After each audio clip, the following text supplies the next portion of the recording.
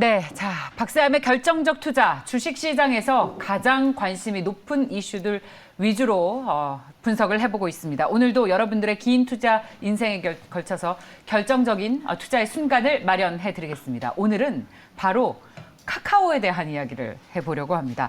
자, 인베스트 자문의 인성익 고문 나오셨습니다. 어서 오십시오, 고문님. 안녕하세요. 네. 강산이 한번 바뀐 이렇게 또 방송에서 뵙게 되는군요. 예, 그렇게 되네요. 네. 10년 만에 같이 방송을 예, 하게 예. 되는데 잘 부탁드리겠습니다. 별 말씀을요. 네. 그런데 오늘 첫 번째 저희 순서가 아주 무거운 이슈입니다. 카카오. 예, 카카오와 네이버 모두 오늘도 규제 리스크에서 자유롭지 못한 것 같습니다. 4% 넘게 하락하면서 11만 9천 원을 기록을 하고 있습니다. 자, 많이들 알고 계시는 거 이외에 또 가장 궁금해하시는 것 위주로 좀 여쭤볼게요. 예. 이제 공매도를 많이 궁금해하시는데 공매도 타깃이 됐다, 공매도 물량이 어느 정도 있겠느냐, 이런 수급 부담 언제까지 이어지느냐에 대한 우리 투자자분들의 질문에 대해서 예. 설명을 좀 해주십시오. 예, 가장 고객님. 궁금한 게 그거겠죠. 네. 가장 이슈화된 게 최근에 이제 카카오 지난주 금요일부터 문제가 되기 시작해갖고 이제 급락을 했는데, 이제 공매도 하면 우리가 바로 떠오르는 게 이제 셀트리온이에요. 근데 셀트리온은 최근에 주가는 좀 빠지는데 공매도에서는 조금 자유로운 것 같아요. 이렇게 물량이 많이 나오지 않거든요. 그냥 흐름 자체가 아무래도 그런 그 바이오나 제약 쪽에서 약간 좀 뒤처지다 보니까 그거와 연관돼서 아마 좀 흘러내리는 것 같고. 지금 카카오뱅크 같은 경우는 어제 또 한 42만 주 공매도가 나왔어요. 네. 문제는 지난주 금요일이었죠. 금요일 날 공매도 수량이 자그마치 234만 주예요. 금액으로 따지면 1,620억이 넘는 그런 금액인데 전체 거래 물량이 뭐 한 5%인가 차지하는 정도로 공매도가 아주 극성을 부렸는데, 네. 이게 왜 그날 바로 나왔냐 하면은 공매도는 아무 종목이나 때릴 수는 없는 거예요. 일단은 코스피 200 종목에 포함돼야 되고, 그다음에 코스닥 같은 경우 150 종목에 포함돼야 되거든요. 이 회사가 특별 어떤 편입으로 해갖고 9월 10일 날 편입이 됐어요. 맞습니다. 그래서 편입된 날 바로 그냥 그런 나쁜 얘기가 나오면서 일시적인 공매도 세력이 그냥 매도를 했는데, 실제적으로 공매도가 그날 나올 거라고 예상을 할 수밖에 없었던 거는, 공매도를 하기 전에 먼저 대차 거래를 해야 됩니다. 공매도를 그냥 하는 게 아니고 주식을 일단은 빌린 다음에 빌려놓은 주식을 이거를 매도할 것이냐 말 것이냐는 개인 의사예요. 기관이겠죠. 그래서 개인 의사 결정에 따라서 해야 되는데, 공매도 물량이 어제까지 보니까 거의 지금 1,000만 주가 넘었어요. 예. 그러니까 대차 물량이. 예. 그러니까 아직도 공매도 나올 물량이 좀 많다는 거죠. 그런 쪽에서 상당히 우려하는 거고, 이제 그 지난주 금요일 날은 일시적으로 큰 물량이 나왔고 어제도 물량이 나왔고 아마 오늘도 아마 계속 진행되겠죠. 근데 오늘 보니까 카카오뱅크는 조금 올라가는 것 같아요. 그렇습니다. 예. 아무래도 급락에 따른 자율 반등인데 이게 쉽게 여기서 바닥을 찍고 V턴 한다 이런 거는 예상하기가 좀 쉽지 않을 것 같아요. 그리고 그것뿐만 아니라 지금 카카오도 매도가 나왔거든요. 공매도 어제 지난주 금요일 날 기준으로 보면은 3위 한 50만 주 매도가 나왔어요. 그리고 그 이외의 종목은 뭐 클래프톤이라든지 H&M, 후성, 펄어비스 이런 기존에 좀 많이 올라갔던 종목, 그러니까 어떤 기준 가격보다 좀 이건 높다 이런 거에 대한 공매도 차익을 위해서 하는데, 이 카카오 같은 경우는 그거하고는 관계없이 뱅크 같은 건 좀 많이 오른 게 사실이에요. 예. 그래서 그런 거에 대해서 공매도가 지금 나왔기 때문에 현재로서는 공매도는 현재 진행형이다라고밖에 말씀드릴 수 없을 것 같다 생각이 드네요. 저희 시청자분께서 윤재라는 분이 카카오가 12만 원이 깨지면서 이건 뭐 액면 분할하기 전 가격까지 떨어졌다라는 말씀을 하고 계십니다. 카카오뱅크 같은 경우에는 고모님 말씀처럼 워낙 고평가 논란이 있었던 만큼 지금 울고 싶은데 뺨 때린 격으로 규제 리스크가 더해져서 뭐 주가가 어떻게 될지 굉장히 고민이 많았었는데 하락으로 방향을 잡았는데, 오늘은 외국인 투자자들이 좀 매수가 들어오면서 반등하고 있지만 기술적인 반등 정도로 해석하고 있다라는 말씀을 해주셨습니다. 자, 그렇다면 본격적으로 규제 리스크에 대한 이야기를 해보겠습니다. 자, 먼저 이 김범수 주장이 어제 정부와 그 정치권에서 하도 규제를 하다 보니까 여기에 대해서 입을 열고 상생 방안을 발표하겠다, 그리고 계열사에서 구체적인 상생 방안을 내놓겠다라고 했는데 언제쯤 나오겠으며, 이게 저희는 이제 주식시장에서의 영향을 좀 분석을 해봐야 되기 때문에 시장 주가에도 영향이 있을 만한 상생 방안이 나오겠습니까, 고모님? 상생 방안이 나오더라도 시장에 일단은 충격은 좀 더 가야 될 것 같아요. 바로 될 것 같지는 않고요. 왜냐하면 이게 그러니까 어떻게 비교하면은 이제 삼성 카카오를 이제 삼성전자랑 많이 비교했거든요. 그래서 그리고 중국의 주식을 미국과 이제 비교했을 때 이제 어떤 그 서로 대립각에 쓰는 건데 예. 이제 미국이라는 이제 자유주의 국가가 200년 동안 어떤 그 하나의 체계를 완성할 때 중국은 자본주의로 전환하면서 상당히 급속하게 발전을 했거든요. 예. 그러면서 이제 어떤 이제 그 당을 통해 지배, 그다음에 최근에 나와서 연예인 엔터 관련이나 어떤 뭐 오락이나 이런 걸로 상당히 규제하면서 이제 하잖아요.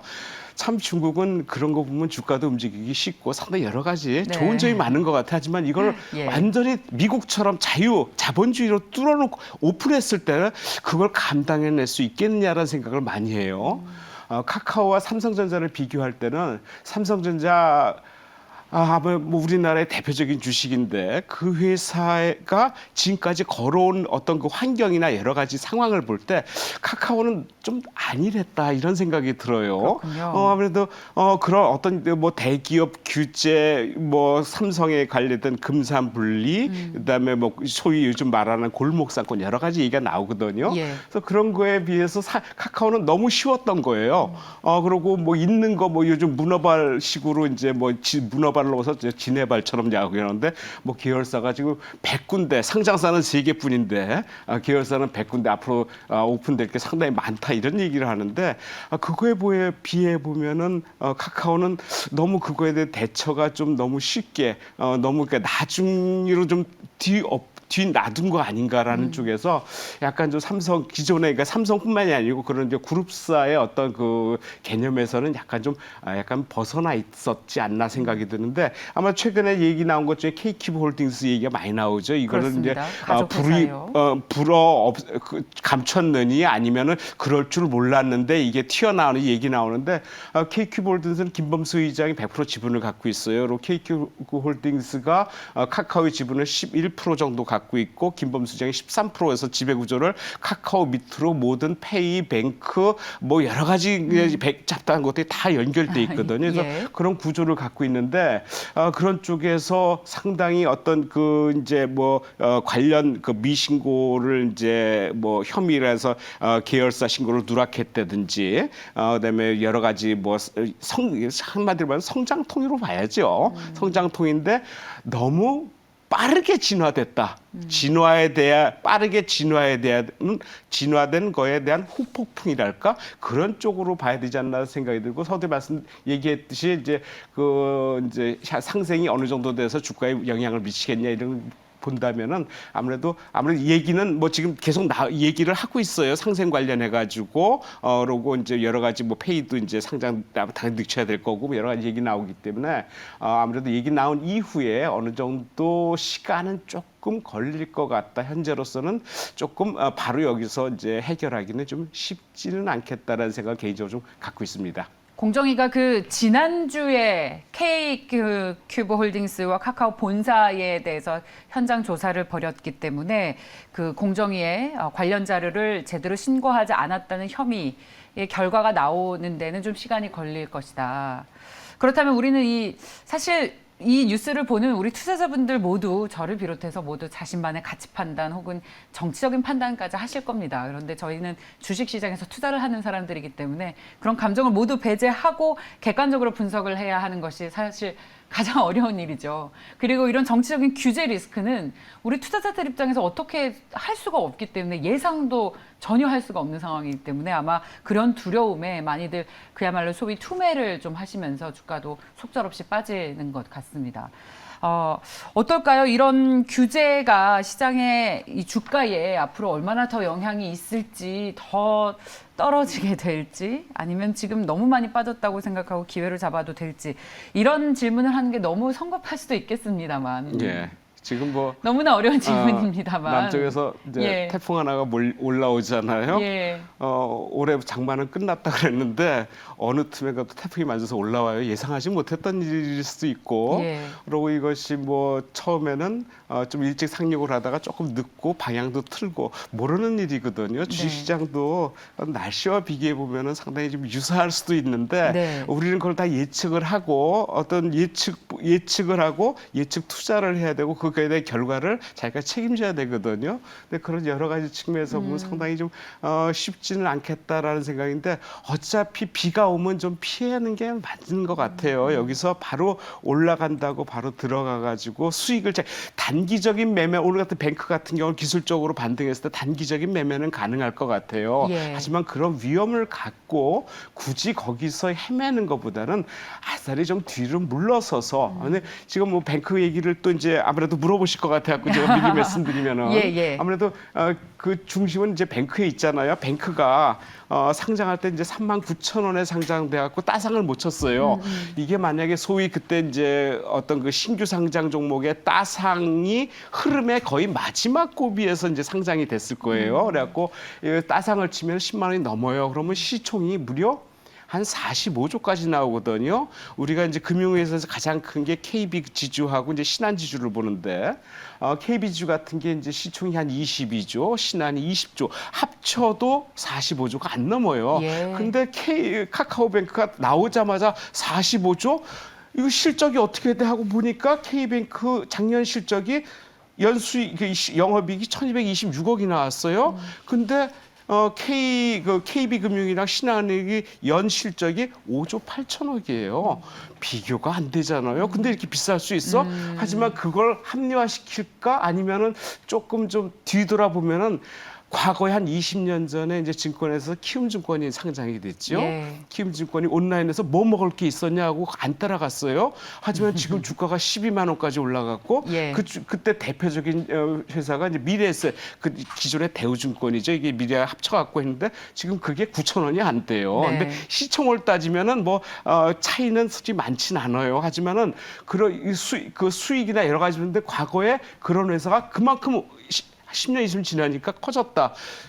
카카오뱅크도 어떻게 될지 몰라요. 네. 하지만 현재로서는 당장 그러니까 미래를 기대하고 수익이 나는 게 증권회사긴 하지만은 예. 아무래도 현재로서는 좀 과했다라는 측면 그런 쪽에서는 아무래도 카카오뱅크는 조금 좀 하락하는 쪽으로 봐야 되지 않나라는 생각. 있다? 예, 아무래도 예. 지금 뭐 공매도도 지속적으로 지금 대량으로 나오고 있고 대차 잔고도 남아 있고 여러 가지 상황이 현재로서는 좀 부담스럽다라고 지금 그 빠진 날 처음에 그 이제 우정사업본부가 2.9% 이제 할인율에서 판매했는데 거의 1조 차익이 났다 그러거든요. 예. 그리고 최근에 보호예수 물량이 1개월 보호예수 물량이 풀리고 11월 가서는 이제 3개월 보호물량이 풀리는데 네. 물량이 생각보다 이렇게 큰 건 아니에요. 예. 적진 않지만은 하루 거래량 찍으면 큰 건 아닌데 아무래도 그런 여러 가지 심리적인 요인이 개인 투자자한테 억눌리는 그 영향은 좀 있거든요. 네. 그렇다면은 계속 말씀드리지만 그쪽에서는 좀 피해가는 게 맞겠다라는 예. 개인적인 생각을 갖고 있어요. 네. 카카오 게임즈와 같은 경우에는 어떤 규제 이슈도 이슈지만 금융주로서 봤을 때 너무 많이 고평가돼 있다라는 의견을 고모님께서는 가지고 계십니다. 고평가가 아니다라는 시각은 단순히 금융회사가 아니라 이제 플랫폼 회사로 보는 경우에 이런 높은 PER을 충분히 설명할 수 있다고 하는 의견들도 있죠.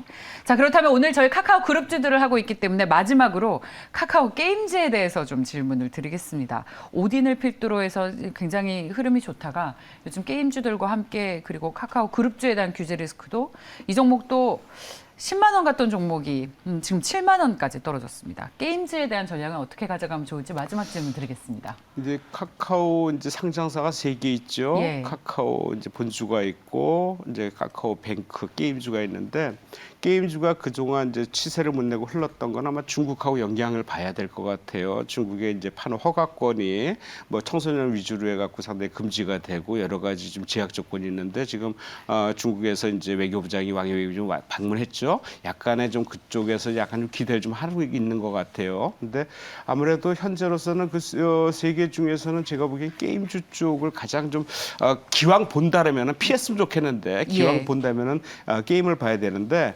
아무래도 그 오딘이 계속 선전을 하고 있고 상대적으로 최근에 그 NC 소프트 네. 관련해 갖고 얘기가 많잖아요. 그래서 그런 쪽에 어떤 반사이익을 많이 보지 않았나 생각이 들어요. 그래서 예. 현재 그 카카오 지금 가격대가 계속적으로 밀리고 있는데 예. 오늘 좀 한때 12만 원 제가 카카오를 봤네요. 카카오 게임즈요? 게임즈가 지금 71,200원이네요. 그래서 개인적으로 만약에 산다면 한 7만 원 정도면은 기술적으로 반등이 될 것 같아요. 그래서 네. 7만 원 정도의 매수 목표가는 좀 짧게 급락 전 가격 한 8만 원까지 좀 보시고요. 손절가는 좀 빠르게 해야 될 것 같아요. 그래서 한 6만 6천 원 설정했는데 이게 이제 5% 정도 하락된 부분인데 길게 122동 평균선을 거의 이제 하향 돌파하는 부분이 될 것 같아요. 그래서 그런 쪽에서는 기술적으로 한번 매매가 되지 않을까 생각이 듭니다. 네, 자, 말씀 잘 들었습니다. 자, 저희 시청자분께서 미워도 다시 한번 카카오 볼 수 있길 바란다라는 말씀으로 정리를 하겠습니다. 인베스트 자문의 인성희 고문과 함께했습니다. 감사합니다. 감사합니다.